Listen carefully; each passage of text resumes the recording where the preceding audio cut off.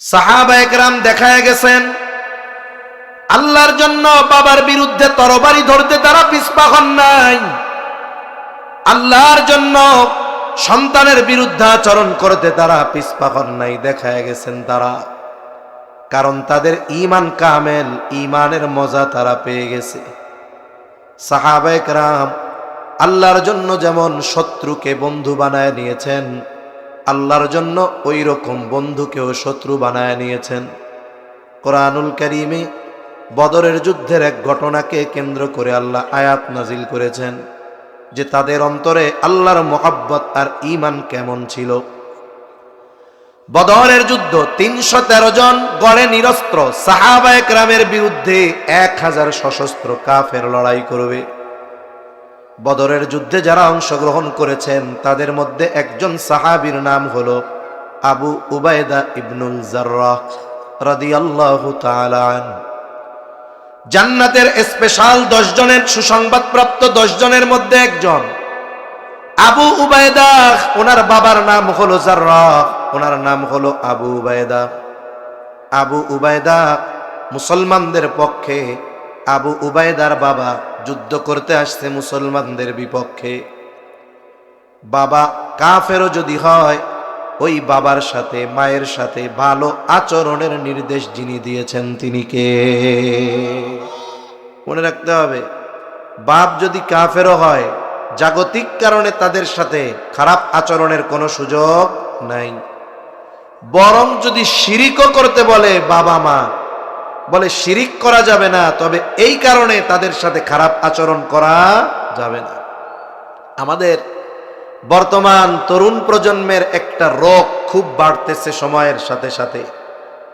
শহর কেন্দ্রিক সমস্যাগুলো এখন গ্রামেও ছড়ায় পড়ছে।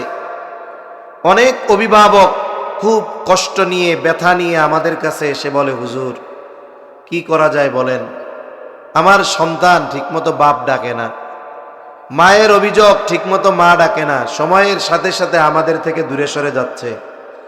এটা শহর থেকে গ্রামের মধ্যেও আস্তে আস্তে ছড়ায় পড়তেছে, ঠিক কিনা বলেন?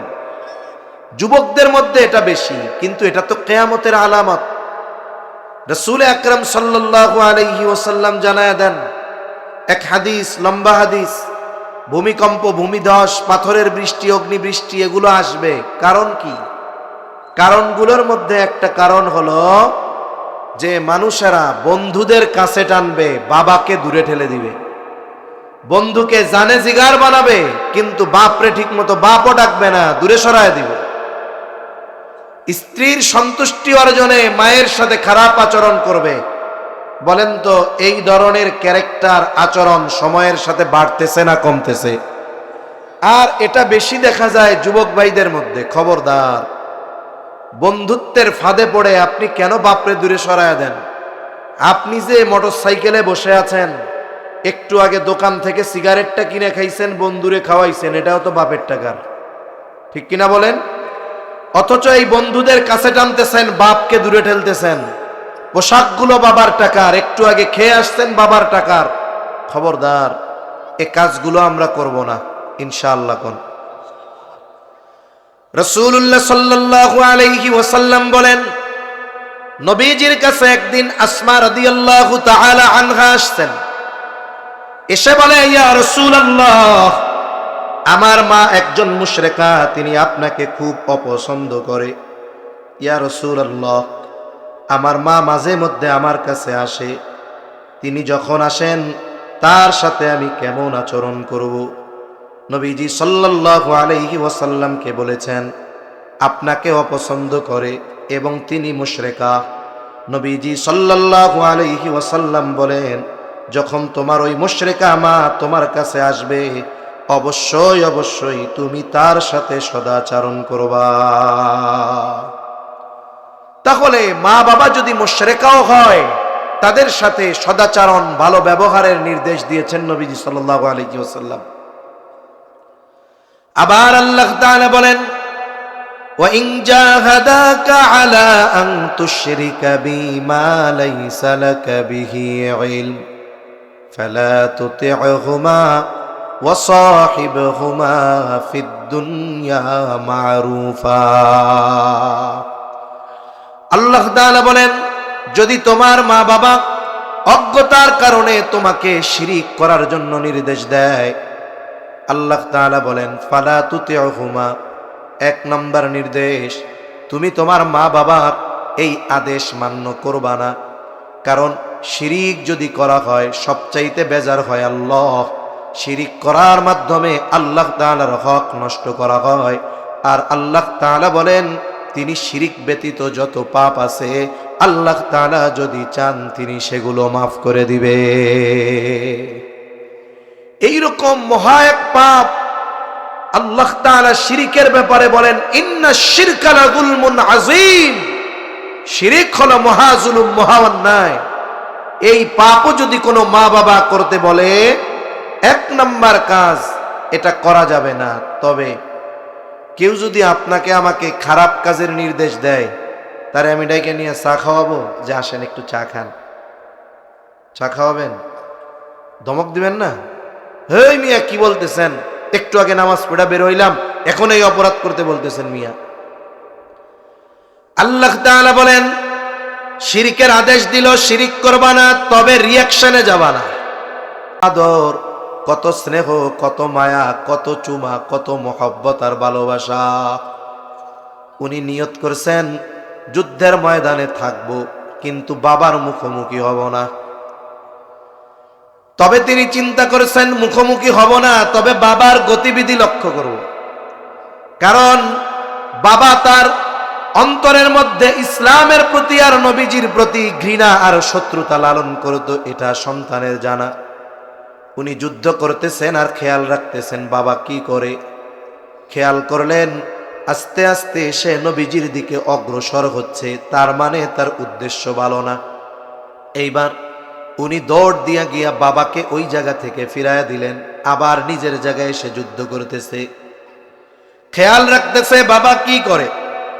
আবার একটু পরে বাবা নবীজির দিকে অগ্রসর হয়েছে, তার মানে নবীজির উপরে আক্রমণের ফন্দি আটতেছে। যুবক আবু উবায়দা আবারও বাবারে প্রতিহত করেছে। উনি আবার যুদ্ধ শুরু করে দিয়েছেন আর এক জায়গায়, খেয়াল রাখতেছেন কি করে। তৃতীয়বার বাবা একই আচরণ করলেন, তিনি তারে ফিরাইয়া দিয়ে আসলেন। চতুর্থবার খেয়াল করে দেখে আবার নবীজির দিকে আক্রমণ করতেছে। এইবার আর তিনি পিতৃ মুহাব্বতকে প্রাধান্য দেন নাই, এবার তিনি বাবার সামনে সীসা ঢালা প্রাচীরের মতো দাঁড়ায় গেছে। বাবার সাথে সন্তানের লড়াই শুরু হয়ে গেছে। এতক্ষণ চিন্তা করছে কৌশলে সরায়া দিব, বাপ তো ভালো তো বাসি, কিন্তু যুদ্ধ করব না। কিন্তু বাবা তো বারবার নবীর উপরে আক্রমণ চালানোর চেষ্টা করতেছে। এই বাবার চাইতেও সাহাবা একরামের নবীর উপর মোহাব্বত কম না বেশি? এইবার আর তিনি সহ্য করতে পারেন নাই, বাবার সামনে দাঁড়ায় গেছেন। লড়াই শুরু বাপ আর ছেলের। পৃথিবী দেখে বাবা আর সন্তানের লড়াই, কিন্তু না না, এটা ইসলাম আর কুফরের লড়াই, আলো আর আধারের লড়াই, ঈমান আর কুফরের লড়াই। লড়াই শুরু হয়ে গেল। একটা পর্যায়ে আবু উবায়দা নিজের হাতে নিজের বাবাকে চিরতরে দুনিয়া থেকে বিদায় করে দিল। বলেন তো, এই যে শত্রুতা, বাবা সন্তানের বা সন্তানের বাবার সাথে যেই দুশ্মনী, এটা দুনিয়ার কোনো স্বার্থে? জোরে বলেন, টাকা পয়সার জন্য, ধন দৌলতের জন্য? বলেন এটা কার জন্য? আরো জোরে বলেন কার জন্য? আল্লাহর জন্য। এখন যুদ্ধ তো শেষ, ইসলামের প্রথম যুদ্ধ বদরের যুদ্ধ। অবস্থা কি হয়েছে? অবস্থা হলো, ইতিপূর্বে এরকম ঘটনা তো ঘটে নাই। কাফেররা মুনাফিকরা বলা শুরু করছে, দেখছস মুহাম্মাদের অনুসারী যারা, এরা কত ডেঞ্জারাস, এরা যুদ্ধের ময়দানের বাপরেও মেরে ফেলে। যেহেতু এই ঘটনা আগে ঘটে নাই, নবীজিও চিন্তা করতেছেন কি ঘটলো, কি হইল। ওই যুদ্ধের ময়দানে বদরে আর এক জায়গায় বাপ ছেলেরে মারছে, ভাই ভাইরে মারছে, প্রতিবেশী বন্ধুরে যুদ্ধের ময়দানে সাইজ করে দিছে। এইরকম ঘটনা তো আগে ঘটে নাই। সবার মধ্যে কানা ঘুষা যে ঘটলোটা কি, হইলটা কি। দুনিয়ার মানুষ এক চিন্তা করতেছে, আর আল্লাহ তাআলা এই ঘটনা সহ আরো কয়েকটা ঘটনাকে কেন্দ্র করে আয়াত নাজিল করেছে। সুবহানাল্লাহ গণ। ও ভাই, দুনিয়ার মানুষ চিন্তা করে একটা, দেখে আর একটা, কিন্তু বাস্তব যেটা সেটা যিনি দেখেন তিনি কে? আল্লাহ তাআলা বলেন, লা তাজিদু কওমান ইউমিনুনা বিল্লাহি ওয়াল ইয়াউমিল আখির يوادون من حاد الله ورسوله ولو كانوا آباءهم أو أبناءهم أو إخوانهم أو عشيرتهم أولئك كتب في قلوبهم الإيمان। নবীজি সাল্লাল্লাহু আলাইহি ওয়াসাল্লাম চিন্তিত, কি ঘইটা গেল এইটা? এই ঘটনার সমর্থনে আল্লাহ তাআলা আয়াত নাজিল করে বলেন, আপনি এমন কোন সম্প্রদায়কে পাবেন না যারা আল্লাহর প্রতি ঈমান এনেছে, আখিরাতের প্রতি ঈমান এনেছে। এই ধরনের যেই মানুষগুলো, যেই সম্প্রদায়, তাদেরকে আপনি এমনটা পাবেন না যে তারা ইউয়াদ্দুনা মান হাদ্দাল্লাহা ওয়া রাসূলাহ, ওই সমস্ত মানুষদের সাথে ভালো সম্পর্ক রাখে যারা আল্লাহ এবং তার রাসূলের প্রতি বিদ্বেষ লালন করে। তার মানে যারা আল্লাহর প্রতি ঈমান আনছে, আখিরাতের প্রতি ঈমান এনেছে, এই ধরনের মানুষ যারা, তারা আল্লাহ এবং রাসূলের দুশমনের সাথে ভালো সম্পর্ক রাখে না। এখন আল্লাহ এবং রাসূলের প্রতি দুশমনী রাখে এই লোকটা যদি তার বাপও হয়, ওয়ালাউ কানু আবাআহুম আও আবনাআহুম আও ইখওয়ানাহুম আও আশীরাতাহুম, আল্লাহ তাআলা বলেন, যদি আল্লাহ এবং রাসূলের প্রতি বিদ্বেষ লালনকারী ব্যক্তি যদি ওই ধরনের মানুষ যারা আল্লাহ এবং কিয়ামতের প্রতি ঈমান এনেছে, এই মানুষদের যদি সম্পর্কে বাবাও হয়, সন্তানও হয়, ভাইও হয়, আত্মীয় স্বজন পাড়া প্রতিবেশীও যদি হয়, তাদের সাথে সম্পর্ক তো রাখে না, বরং প্রয়োজনে তাদের বিরুদ্ধে অস্ত্র ধারণ করতেও তারা পিছু হটে না। এখন বাপ রেও ছাড় দেয় না, অথচ নেতারে যদি কিছু কয় ইসলাম বিদ্বেষী কথা বলছে, তাইলে যারা বলে তাদের বিরুদ্ধে চলে যায়। অথচ এরা আল্লাহ রসুলের বিরুদ্ধে যদি বাপও বলে তারেও ছাড়ে না। এই যে পাওয়ার পাইল কোথায়? আল্লাহ বলেন, উলাইকা কাতাবা ফি কুলুবিহিমুল ঈমান, তাদের অন্তরের মধ্যে ঈমানকে সুদৃঢ় করে দেওয়া হয়েছে। এই ঈমান তাদের কাছে সবচাইতে দামি, এর জন্য তারা বাবার বিরুদ্ধেও তরবারি ধরতে পিছু হটে না। ঠিক কিনা বলেন? এই জায়গায় কোথাকার আবুল সরকার বেল আছে কোন? যেখানে সাহাবায়ে কেরাম বাপরে ছাড়ে নাই, আর সেই জায়গার ফাউল সরকার আর আবুল সরকার আল্লাহর ব্যাপারে কটূক্তি করবে, আর যার অন্তরে ন্যূনতম ঈমান আছে সে চুপ করে বসে থাকবে, এটা হতে পারে না। এজন্য আমরা কি দেখছি? এজন্য আমরা দেখেছি যে ইসলামের উপরে যখন আঘাত আসে, কোরআনের উপরে যখন আঘাত আসে, নবী আল্লাহ রসুলের উপরে আঘাত আসে, আল্লাহর ব্যাপারে কেউ কটূক্তি করে, আমরা দেখতে পাই যে যেই যুবকটা নামাজ পড়ে না, যেই যুবকটার মধ্যে সুন্নাত নাই, দাড়ি নাই, ঠিক মতো চলাফেরাও করে না, কিন্তু যখন এই ধরনের কোনো ইস্যু, প্রতিবাদের বিষয় সামনে আসে, দেখা যায় নামাজি আলেমের চাইতে ওই যুবক আগে। ঠিক কিনা বলেন? কেন যুবক আগে? বলে, হুজুর নামাজ কালাম তো ঠিক মতো পড়ি না, শয়তানের ধোকায়, যদি আল্লাহর রসুলের মোহাব্বতে যদি জীবন চইলাই যায় তাও তো সার্থক। কিয়ামতে দাঁড়ায় বলবো যে এই কারণে আমার জীবন গেছে, আল্লাহ আমারে মাফ করে দেন। ঠিক কিনা বলেন? যেখানে সাহাবায়ে কেরাম ঈমানের জন্য বাপরে ছাড় দেয় নাই, সেই জায়গায় তুমি আল্লাহর ব্যাপারে এত ধৃষ্টতাপূর্ণ কথা বলবা আর ঈমানদারেরা চুপ করে বসে থাকবে, এটা কশ্চিন কালেও সম্ভব নয়। এজন্য মনে রাখতে হবে, যারা আল্লাহকে গালি দেওয়ার পক্ষে দাঁড়িয়েছে, আবুল সরকারের পক্ষে, এরাও ইসলামের দুশমন। কিসের দুশমন জোরে বলেন? যারা কিছু ভোটের আশায়, কিছু সমর্থন পাওয়ার আশায় আবুল সরকারের পক্ষে দাঁড়িয়েছে, ঈমানদার আর তাওহীদি জনতার বিপক্ষে বিবৃতি দিয়েছে, ওরাও আল্লাহ রাসূলের দুশমন। মনে রাখতে হবে, এদেশে ইসলামকে বাদ দিয়ে, আল্লাহ আল্লাহর রাসূলকে বাদ দিয়ে ক্ষমতার চেয়ারে বসতে পারবা, কিন্তু নিচে আগুন ধরে যাবে, ঠিক কিনা বলেন? সেজন্য সাবধান, সাবধান, ওই দিকে যাবা না। 92% মুসলমানের দেশ, এখানে হয়তো অধিকাংশ মানুষ 5 ওয়াক্ত নামাজ পড়ে না, কিন্তু এই দেশের মানুষ আল্লাহ আর রাসূলকে নিয়ে কিছু বললে সহ্য করতে পারে না। তাহলে যে কথার থেকে গেলাম, ওয়া আবগাদা লিল্লাহ, আমাদের এই দুশমনী শত্রুতা আল্লাহর কসম দুনিয়ার কোনো স্বার্থে নয়। কার জন্য? জোরে বলেন। আমরা আবুল সরকারের বিরুদ্ধে বলেছি, তাদের সমর্থন যারা দিয়েছে তাদের বিরুদ্ধে বলেছি।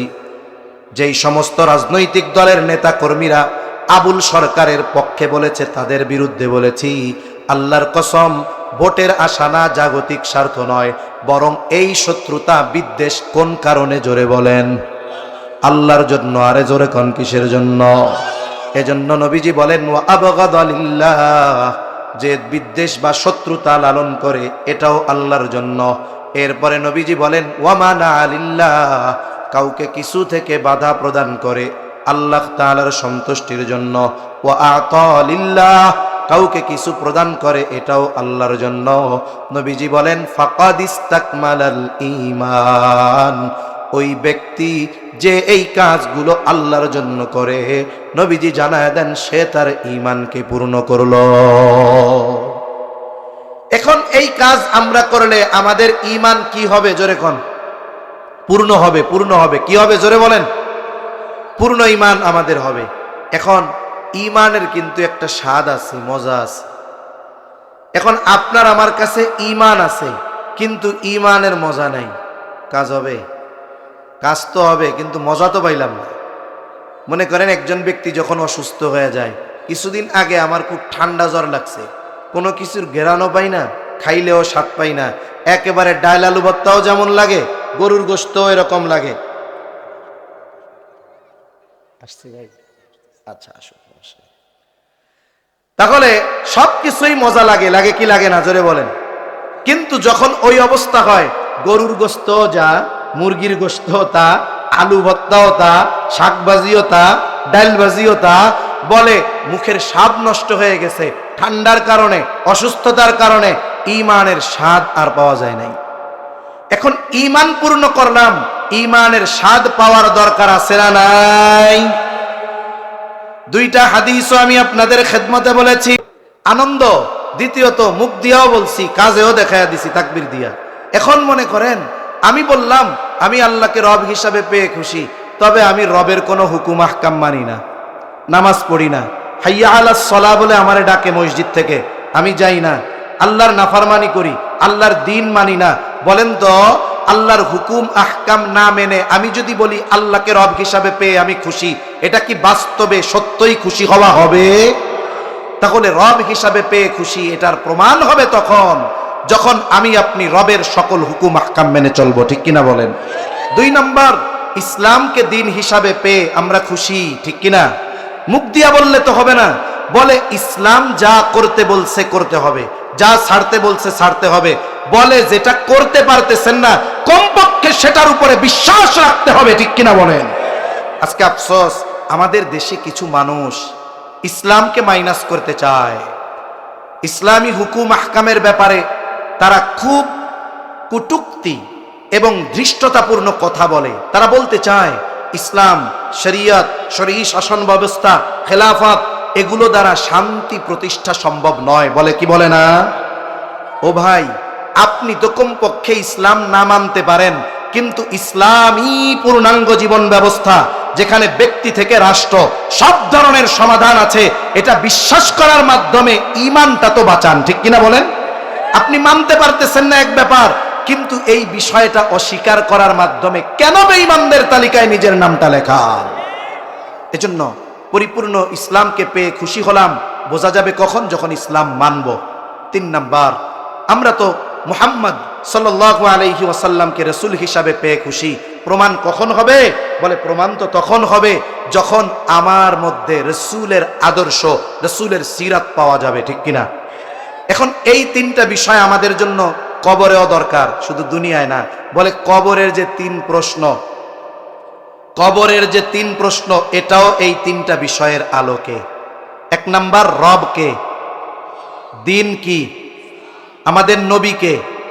যদিও নবীকে দেখায় বলা হবে, এক হাদিসে আসছে মাহাদার রাজুলুল্লাযী বুইসা ফীকুম, কিন্তু সহজ প্রশ্ন, নবীকে, মুহাম্মাদুর রাসূলুল্লাহ সাল্লাল্লাহু আলাইহি ওয়াসাল্লাম, রব আল্লাহ, দিন ইসলাম, নবী মুহাম্মাদুর রাসূলুল্লাহ সাল্লাল্লাহু আলাইহি ওয়াসাল্লাম।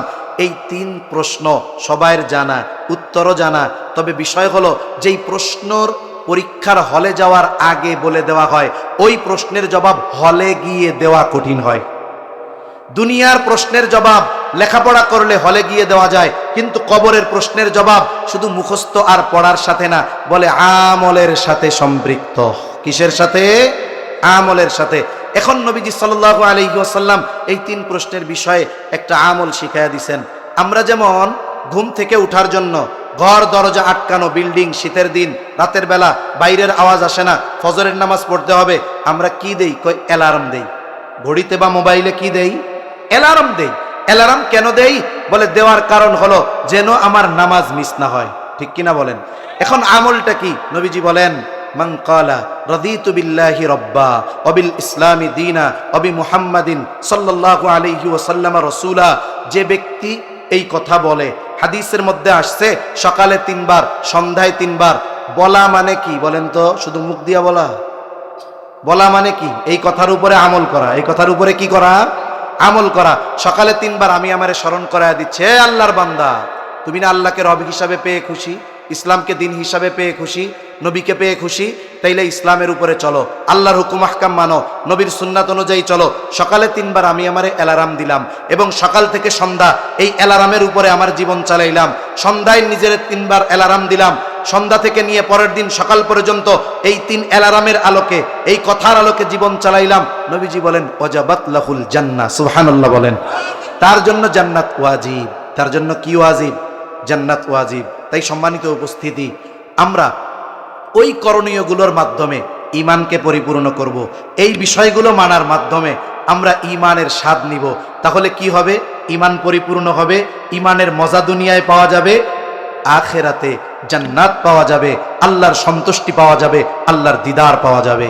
আল্লাহ সুবহানাহু ওয়া তাআলা আমাদের সবাইকে কথাগুলো বুঝবার তৌফিক দান করেন। আরো জোরে বলেন আমিন।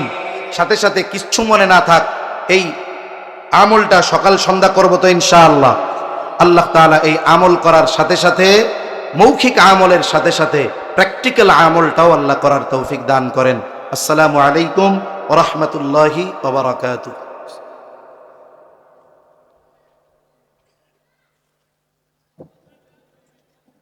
আলহামদুলিল্লাহ।